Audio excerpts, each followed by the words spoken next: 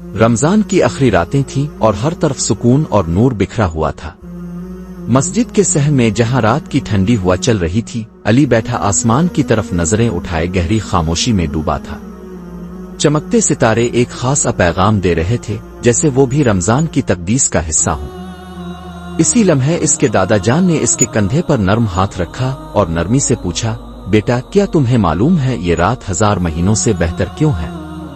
علی نے حیرت سے دادا جان کی طرف دیکھا اور سر ہال دیا۔ دادا جان، میں نے سنا ہے کہ یہ رات بہت خاص ہے، مگر کیا اس رات میں ایسا کچھ ہوتا ہے جو عام دنوں میں نہیں ہوتا؟ دادا جان مسکرا کر نرم آواز میں بولے، بیٹا یہ کہانی تمہیں ایک ایسے راز سے آشنا کرے گی جو تمہاری زندگی کے رخ کو بدل سکتا ہے۔ علی کی آنکھوں میں تجسس تھا، جیسے وہ ہر لفظ کو جذب کرنا چاہتا ہو، اور پھر دادا جان نے کہنا شروع کیا، تمہیں معلوم ہے اس رات کی اہمیت کیا ہے؟ ایک پرانی داستان دادا جان نے ایک قدیم واقعہ سنانا شروع کیا۔ ایک دن حضور نبی کریم صلی اللہ علیہ وسلم اپنی امت کے اعمال دیکھ رہے تھے۔ انہیں پچھلی امتوں کے کچھ لوگوں کے لمبے لمبے نیک اعمال کا علم ہوا۔ وہ افسردہ ہو گئے کہ میری امت کی عمر تو 60 سے 70 سال ہوتی ہے، وہ اتنی زیادہ عبادت کیسے کرے گی؟ دادا جان کی آواز میں ایک خاص جذبہ تھا، جیسے وہ بھی اس واقعے کی گہرائی کو محسوس کر رہے ہوں۔ علی ان کی باتوں میں غرق تھا اور اس کی نظریں دادا جان کے چہرے پر جمی ہوئی تھیں۔ پھر اللہ تعالی نے اپنے محبوب کے دل کو خوش کرنے کے لیے لیلۃ القدر عطا کی۔ او دادا جان نے کہا، یہ ایک ایسی رات تھی جس میں کی گئی عبادت 1000 مہینوں کی عبادت کے برابر قرار دی گئی۔ علی کی آنکھوں میں چمک آ گئی۔ وہ نہیں جانتا تھا کہ یہ رات اتنی اہم ہے۔ دادا جان کی کہانی میں ایک خاص سرور تھا، اور علی دل سے دعا کرنے کی الف تمن کرنے لگا، جیسے وہ اس رات کو اپنی زندگی کا حصہ بنانا چاہتا ہو۔ پر علی نے جوش سے پوچھا، دادا جان کیا واقعی فرشتے زمین پر اترتے ہیں؟ اس کے سوال میں ایک عجیب سی تجسس اور خواہش تھی۔ وہ اس رات کی اہمیت کو بہتر سمجھنا چاہتا تھا۔ دادا جان نے نرمی سے مسکرا کر جواب دیا، بیٹا صرف فرشتے ہی نہیں بلکہ حضرت جبرائیل علیہ السلام بھی زمین پر نازل ہوتے ہیں۔ یہ رات زمین پر سکون، نور اور برکتوں کی برسات کا لمحہ ہوتا ہے۔ ان کے لہجے میں ایک ایسی گہرائی تھی جسے علی نے دل سے محسوس کیا۔ فرشتے، برکتیں اور رحمتیں، یہ سب اس رات کی خاصیت ہے۔ جب اللہ تعالی کی رضا کا نزول ہوتا ہے تو زمین کے کونے کونے میں خوشبو اور سکون پھیل جاتا ہے۔ دادا جان نے علی کی آنکھوں میں چمک دیکھ کر مزید کہا، یہ رات اللہ کی رحمت کے فرشتوں کے نزول کا وقت ہوتی ہے، جب زمین پر ہر دل کی دعائیں قبول کی جاتی ہے۔ علی نے آسمان کی طرف دیکھا۔ وہ سوچنے لگا کہ کیا وہ اس رات کی برکتیں حاصل کر پائے گا۔ دل میں ایک امید اور خواہش جاگ رہی تھی کہ شاید یہ رات اس کی زندگی بدل دے۔ دادا جان نے ایک اور حیرت انگیز بات بتائی، بیٹا اس رات صرف عبادت ہی نہیں ہوتی بلکہ ہر انسان کی قسمت لکھی جاتی ہے۔ اگلے سال کون زندہ رہے گا، کس کی روزی بڑھے گی اور کون کہاں ہوگا، یہ سب اسی رات میں مقرر کیا جاتا ہے۔ دادا جان کی آواز میں اتنی گہرائی تھی کہ علی نے فوراً دل سے ان کی باتوں کو محسوس کیا۔ علی گہری سوچ میں ڈوب گیا۔ وہ ایک لمحے کو خاموش رہا، جیسے اس پر یہ بات مکمل طور پر چھا گئی ہو۔ اگر میری تقدیر لکھی جا رہی ہے تو مجھے اللہ تعالی سے کیا مانگنا چاہیے؟ یہ سوال علی کے دل میں گھوم رہا تھا۔ اس کے دماغ میں مختلف خیالات آ رہے تھے، لیکن اسے سمجھ نہیں آ رہا تھا کہ اس لمحے میں اللہ سے کیا مانگے۔ دادا جان نے علی کی خاموشی دیکھ کر کہا، بیٹا تمہیں سب سے پہلے اللہ کی رضا مانگنی چاہیے، کیونکہ اگر اللہ راضی ہو جائے تو سب کچھ تمہارے لیے بہتر ہوگا۔ علی کی آنکھوں میں ایک نیا عزم اور ارادہ پیدا ہو گیا تھا۔ ایک رات علی مسجد میں گیا۔ رات کی خاموشی میں اس کا دل تیز دھڑک رہا تھا۔ مسجد میں ایک نورانی چہرے والے بزرگ ایک چادر اوڑے بیٹھے تھے۔ ان کی آنکھوں میں ایک خاص چمک تھی، جیسے وہ کسی راز کو جانتے ہوں۔ ان کا چہرہ ایسا تھا جیسے زمین پر نور کا خزانہ چھپا ہو۔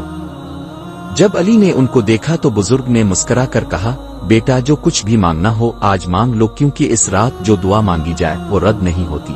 علی کی آنکھوں میں تجسس کی لہر دوڑ گئی۔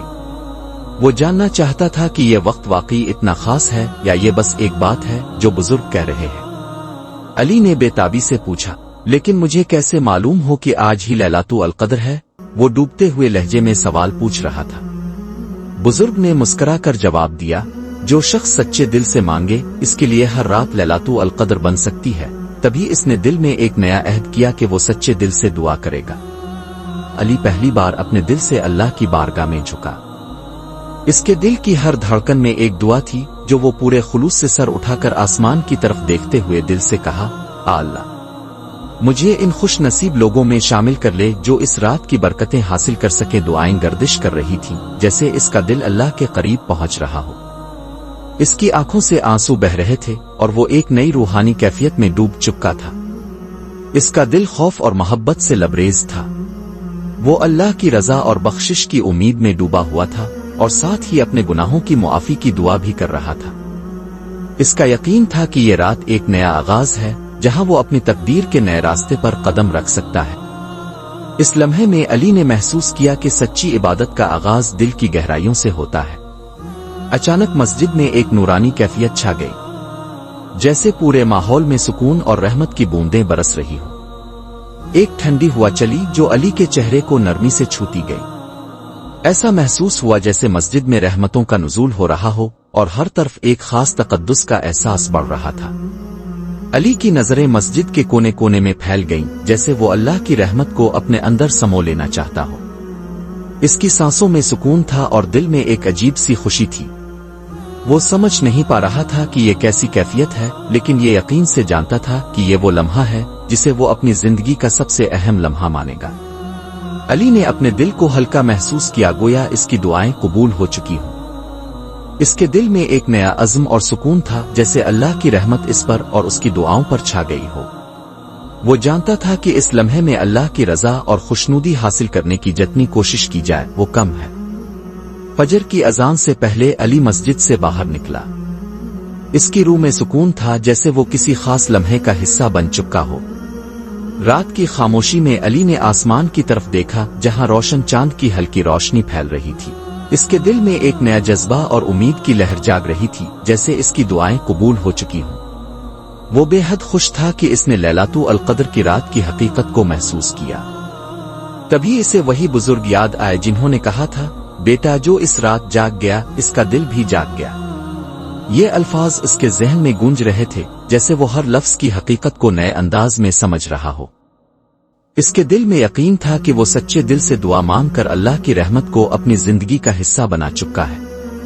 علی کا دل پر سکون تھا اور وہ جانتا تھا کہ اس کی تقدیر اب بدل چکی ہے، کیونکہ اس نے اس رات کی برکتوں کو اپنے دل میں اتار لیا تھا۔ صبح کے وقت علی کو محسوس ہوا کہ وہ پہلے جیسا نہیں رہا۔ جب وہ بیدار ہوا اس کی آنکھوں میں ایک نئی چمک تھی اور دل میں ایک خاص سکون تھا۔ رات کی عبادت اور دعا کا اثر اس کی روح پر واضح تھا۔ وہ جانتا تھا کہ آج وہ ایک نئے سفر پر نکل رہا ہے اور اس کے اندر کا انسان تبدیل ہو چکا تھا۔ اس کی سوچ بدل چکی تھی، وہ پہلے کی طرح نہیں تھا، بلکہ اس کی نظر زندگی کی حقیقتوں پر ایک نئی روشنی میں پڑ رہی تھی۔ اب میں ہر رات کو للقدر سمجھ کر اللہ کی رضا حاصل کرنے کی کوشش کروں گا، علی نے پختہ ارادہ کیا۔ اس ایک کے دل میں یہ عزم تھا کہ وہ اپنے ہر عمل میں اللہ کی رضا تلاش کرے گا۔ وہ جان چکا تھا کہ یہ دنیا عارضی ہے اور اس کا اصل مقصد صرف اور صرف اللہ کی خوشنودی ہے۔ علی نے اپنے دل میں ایک نیا حوصلہ پیدا کیا اور وہ جانتا تھا کہ اب اس کی زندگی کا ہر لمحہ ایک نئی منزل کی طرف بڑھ رہا ہے۔ دادا جان نے علی کو غور سے دیکھا اور اپنی آنکھوں میں ایک خاص چمک کے ساتھ کہا، بیٹا للقدر صرف ایک رات نہیں بلکہ یہ تمہاری زندگی کو بدلنے کا موقع ہے۔ دادا جان کی یہ بات علی کے دل میں گہرائی تک جا پہنچی۔ وہ سمجھ گیا کہ یہ رات صرف عبادت کا وقت نہیں بلکہ یہ ایک ایسا لمحہ ہے جب انسان اپنی تقدیر کو بدل سکتا ہے، جب وہ اپنے گناہوں کی معافی مانگ سکتا ہے اور اللہ کی رضا کی کوشش کر سکتا ہے۔ علی مسکرایا اور بولا، او دادا جان، اب میں للقدر کو صرف تلاش نہیں کروں گا بلکہ اپنی ہر رات کو للقدر بنانے کی کوشش کروں گا۔ علی کی آنکھوں میں عزم اور ارادہ کی جھلک تھی۔ وہ جان چکا تھا کہ ہر دن، ہر رات، ہر لمحہ اللہ کی رضا کی کوشش کا ایک نیا موقع ہے۔ یہ لمحہ علی کے لیے ایک نیا آغاز تھا اور وہ عہد کر رہا تھا کہ وہ اپنی زندگی میں اللہ کی رضا کو پہلے نمبر پر رکھے گا، تاکہ ہر رات کو وہ لیلۃ القدر کی مانند تقدیر بدلنے کا موقع سمجھ سکے۔ کیا آپ بھی تیار ہیں اس برکت والی رات کو اپنی زندگی کا حصہ بنانے کے لیے؟